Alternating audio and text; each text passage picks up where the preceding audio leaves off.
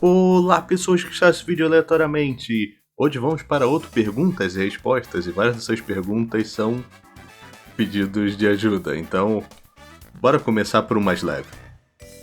A primeira pergunta é de Marcelo4294. Qual é o seu monstro favorito de mestrar? Flumps.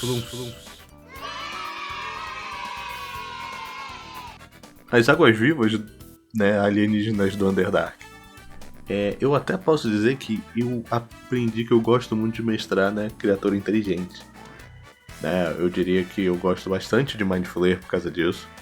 E eu também gosto de outros tipos que são mais, quirky, são mais estranhos. No caso, eu adoro o Beholder porque tem todo aquele traço de eles serem paranoicos, e às vezes a própria paranoia acaba ferrando com eles. E meio que eu gosto dos Flumps pelo contrário. Eles são carinhas que podem ajudar muito bem um grupo se eles forem bons, né? E eu gosto muito deles há mó tempão. Se vocês verem o vídeo de Flumps do RPG Planet, eu tô lá nos meios dos comentários. A próxima pergunta é do Lucas Matias 5205 e a pergunta é: Como foi sua primeira experiência de player e mestre no sistema de D&D? Tem alguma dica para quem tá querendo mestrar? Então, Lucas, a primeira vez que eu joguei como jogador em D&D, eu tinha, 12 anos, alguma coisa assim. Um amigo meu quis mestrar, é daquela época que o pessoal fazia uma sessão solo para cada um dos jogadores, para depois todo mundo se encontrar e tudo. Demorava um tempão para fazer o grupo. E eu joguei meu personagem muito mal, porque eu jogava um monge e ele tinha que ser neutro. Mas, uma velhinha foi um pouquinho má com ele, e ele tentou empurrar ela num buraco. Então eu joguei muito mal, o personagem não era o que estava escrito na ficha. Era engraçado porque a gente tinha 12 anos e pá, né? E no final das contas, teve uma sessão com o grupo junto como grupo e nunca mais tivemos sessão daquela mesa. O mestre sempre estava ocupado, ainda mais coisa de escola e tudo. No final das contas, eu prometi a mim mesmo que se eu jogasse D&D de novo, eu ia mestrar. E aí, a vez que eu mestrei mesmo, eu mestrei um one shot com uns amigos meus que eu mestrei 4ª edição. E foi ok, saca? Eu fiz uma história genérica com o backstory genérico do pessoal que também nunca tinha jogado. E nada demais aconteceu, eu falei que o one shot, mas era pra ser uma campanha, mas difícil, sacou, o pessoal tão jovem conseguir ficar pra campanha. Só lá pros 17 anos, alguma coisa assim, eu consegui realmente rodar bem. Agora, dicas pra mestrar. Olha só, você tem que aprender uma coisa. Mestrar é algo que também tem que ser divertido pra você. E às vezes isso pode te dar uma certa ansiedade sobre isso. Mas tudo bem. De preferência, convida seus amigos pra jogar, amigão mesmo, que também tem interesse em jogar o jogo. Isso. E aí todo mundo vai se ajudar a aprender as coisas se você não tiver. Se você for um mestre novato, sacou? E se o pessoal souber mais, eles vão te ajudar e vão estar de boa, porque você tá entrando no hobby e tudo, né? O que importa mesmo é que, ainda é uma responsabilidade, porque, sacou? 5, 6 pessoas vão estar se juntando aí, gastando tempo que poderia estar jogando videogame, ouvindo podcast ou estudando pra se juntar nesse jogo aqui de criatividade e fantasia, né? Então, tenha responsabilidade, mas não leva tanto a sério. Eu diria que essa é a maior dica. Ok, a próxima pergunta é de Frantico. A pergunta é: Quando sou mestre, tenho dificuldade de gerar situações para que meus jogadores desenvolverem seus personagens. O que tô fazendo agora é dar mais foco em um jogador para facilitar meu trabalho, mas sinto que isso isola o resto do grupo. Teria alguma dica para desenvolver o grupo todo ao mesmo tempo sem precisar ficar com foco em apenas um por vez? Putz, Frantico, eu realmente entendo o seu problema. Cara, é o seguinte, eu acho que depende da campanha, porque teoricamente, se for uma campanha longa, sacou? Tem aquele truque de roteiro que é meio que Power Ranger, sacou? Nesse episódio esse é o foco de tal Power Ranger. Talvez em vez de tentar fazer um arco inteiro, você pode começar com 2 ou 3 sessões que dá um começo pra um arco que você queira desenvolver, ou que seja tematicamente relevante a esse arco do personagem, já vai ajudar bastante. Mas também não esquece que isso não é só responsabilidade sua. Fala com seus jogadores como que eles planejam, como que eles gostariam, né? ou têm a esperança de como é que seria o desenvolvimento do personagem deles. Às vezes, sabendo de todo mundo, você pode juntar alguns. Às vezes os jogadores não querem exatamente o personagem sendo desenvolvido, eles só querem ter aventuras com os amigos, e o desenvolvimento deles vai ser o trauma conforme o personagem vai reagindo às coisas. Isso é de graça, de tabela. Mas no final das contas a minha dica é, tenta ver se você consegue em um arco juntar 2. Sacou? Pode não ser mais 2, talvez sempre tem alguém que tematicamente é parecido. Sacou? E os próprios personagens podem se conectar mais por causa disso. Mesmo assim, dependendo do tamanho da sua campanha, isso ainda pode ser difícil, dependendo do número de jogadores da sua mesa, né? E nesse caso, você tem que fazer certas escolhas, talvez fazer uns one-shots para tentar desenvolver mais os personagens, depois que a campanha acaba. Mas tenta fazer isso, ou tenta dar um foco temático na parte de desenvolvimento deles, analogias e tudo, talvez ajude um pouco. Se não, cara, torce para essa campanha durar bastante. A próxima pergunta de Jotalhão 1343. Já teve problemas no roleplay por causa de escolhas imprevisíveis dos jogadores? Tipo com Beiro mata o chefão com fase 2 direto de tanto dano. Sim, eu tive. Tinha um vilão que eu tava preparando que era do plano astral, que era um beholder mutante com pernas, que eu não falei o nome, mas era basicamente o Michael Wazowski. E aí o nosso druida ficou com medo e ele castou o banir e ele falhou e ele ficou preso no plano astral.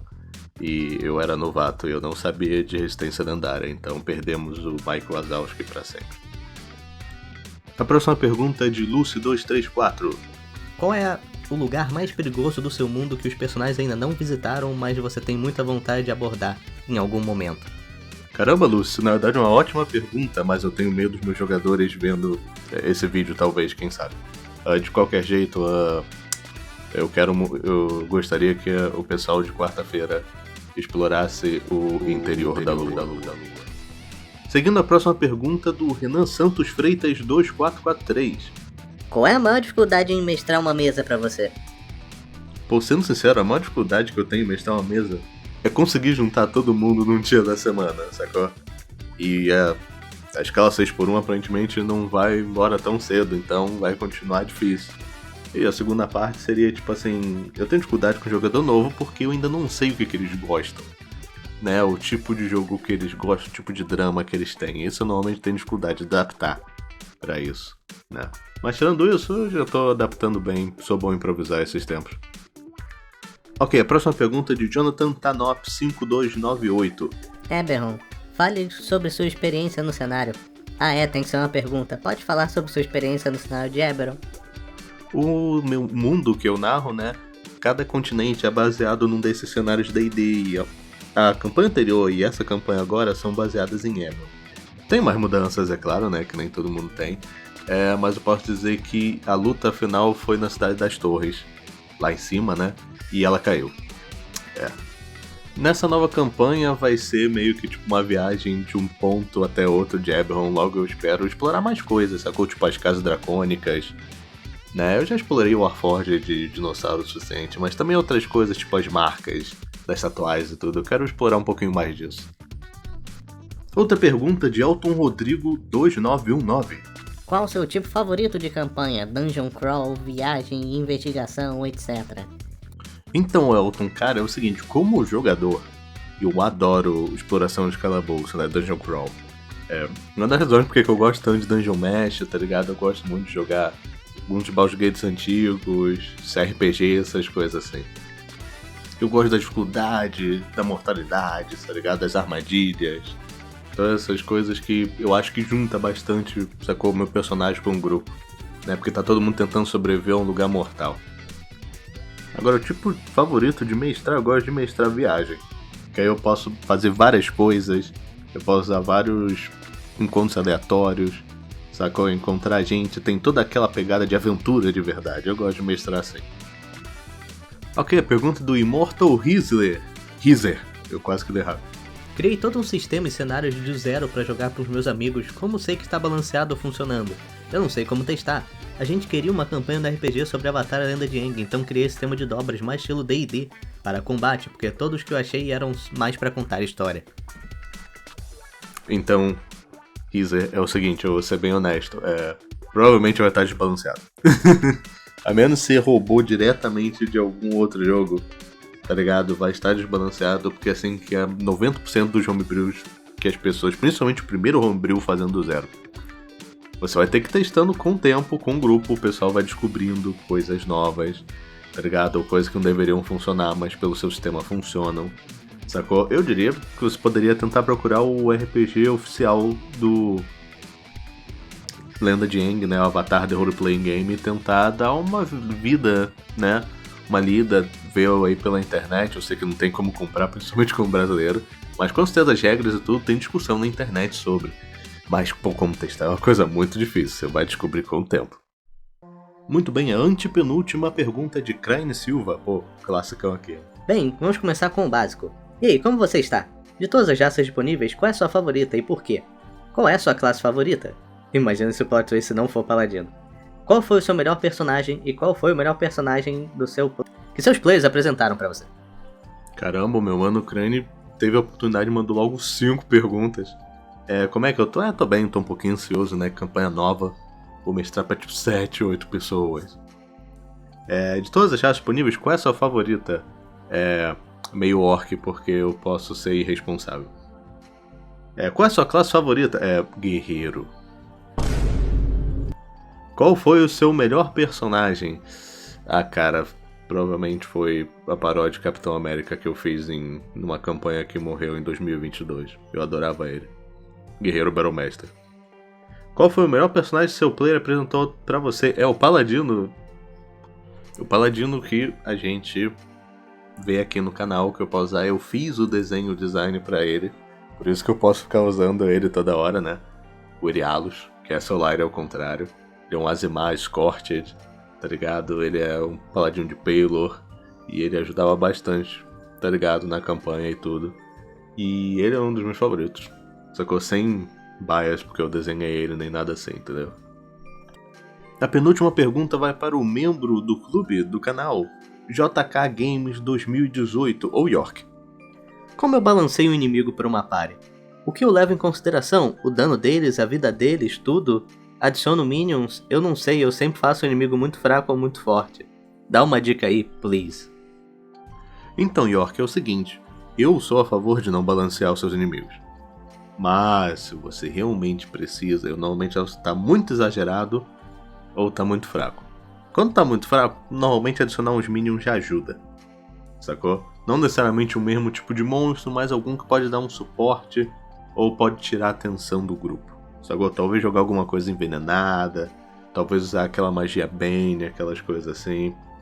Aí quando tá muito forte, eu normalmente diminuo um pouco o HP. Né? Normalmente o pessoal não tem muito CA alto, mas tipo assim, às vezes HP tem bastante pro grupo estar preparado.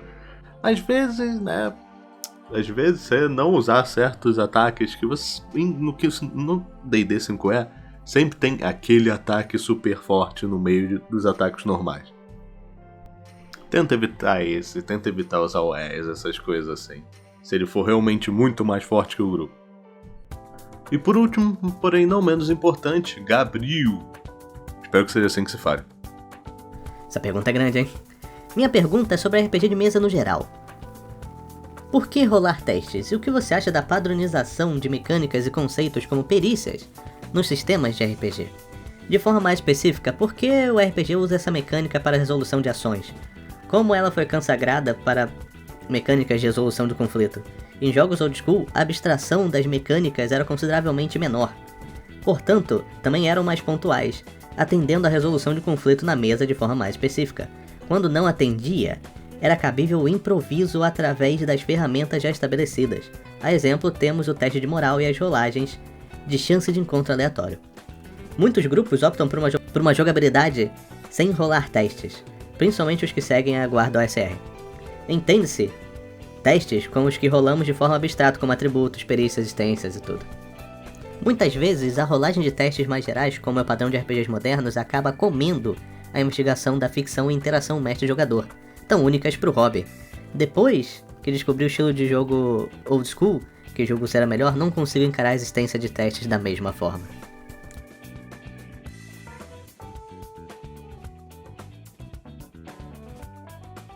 Caraca. Eu tô até em choque aqui pelo... Gabriel, você não quer fazer um canal do YouTube não, cara? Porque você mandou um roteiro muito bom pro primeiro vídeo. E é uma discussão interessante de se fazer, né? É o seguinte, eu não sou uma pessoa tão sábia assim, que nem eu diria o pessoal um pouco mais velho que aqui, que fala sobre design de jogos, né? No caso, RPG de mesa, né? Específico. Isso é uma coisa que se eu pudesse responder realmente, talvez a resposta que você queria, né? Eu teria que fazer uma bela de pesquisa que seria pra fazer, né? De um vídeo inteiro. Cara, eu acho... Eu não tenho exatamente problema com perícia, mas eu entendo totalmente o que você tá falando. Tanto que tem gente que não pede certas perícias dependendo do que você tá podendo, né? Muita gente é a favor do... Se você não guarde provas por perícias, que se você falhar não vai conseguir, né? Mas eu diria que é mais pelo streamline, né? Pra você poder facilitar. Eu acho que um pouco da perícia é pela parte do... Como que o pessoal gosta, né? Principalmente jogador de RPG de mesa, gosta de RNG, né? Dos números aleatórios. Às vezes dá certo, às vezes não. E aí, no caso, tanto que eles botam um design tipo do Ladino, que eles só podem tirar 10 pra cima nas coisas que eles são muito bons, meio que pra ter essa parte toda do... O pessoal quer sempre ser bom nessas perícias. Mas, tipo assim, eu sou suspeito porque eu comecei no 3.5 e é, tipo, cheio. Tipo, 3 lacunas de perícia, né? Pra cada coisa cada vez mais específica. Eu meio que eu fui criado a isso, né? Perícia e pão. Então, eu não sei o que serve, né? Pra ser como uma substituição pra maioria das pessoas. Tanto que eles deram uma simplificada agora na 5ª edição, né? Mas, olha, como eu falei, eu não tenho a resposta.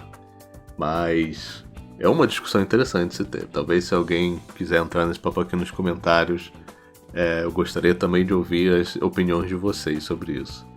Eu ainda tenho que jogar um pouquinho de OSR. Eu tenho até o livro aqui do OSR, tá ligado? Algum dia eu quero talvez mestrar ou talvez jogar como jogador. Mas um abraço aí, Gabriel. Espero que tenha sido pelo menos um pouco interessante a resposta. Caramba, quase 20 minutos de vídeo, quase um podcast. Mas é isso aí, gente. Muito obrigado pra quem ouviu aqui até agora. Espero que a sua resposta tenha sido legal. Se não, eu sinto muito. Mas eu espero que vocês tenham gostado do vídeo, tá ligado? Eu espero que vocês tenham um ótimo final de semana. E se você tiver de bobeira, agora às 6 da noite, aqui dessa sexta, eu vou streamar de novo, desenhando token pra NPCs que o chat me ajudou na última live. Então se você quiser colar lá, é só colar às 6 da noite. Um abraço, valeu! Aliás, eu não poderia me esquecer de agradecer os membros do clube do canal.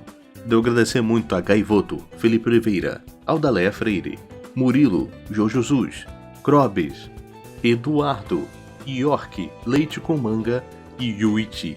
Muito obrigado a todo mundo que ajuda aqui com o canal. Caso você queira se juntar a eles, né, por R$5 ao mês, essa bagatela, você não só recebe o vídeo 24 horas antes de todo mundo, como você também tem esses emojis aqui que você pode utilizar não só nos comentários, como no chat das lives. E você vai ter esse emblema que vai ficando cada vez mais dourado quanto mais tempo você fica aqui, né? Como clubista. Mas isso aí. Mas se você não puder também, não tem problema. Você tá assistindo o vídeo até aqui já ajuda bastante. E com isso, espero que você tenha um ótimo dia. Um abraço, valeu!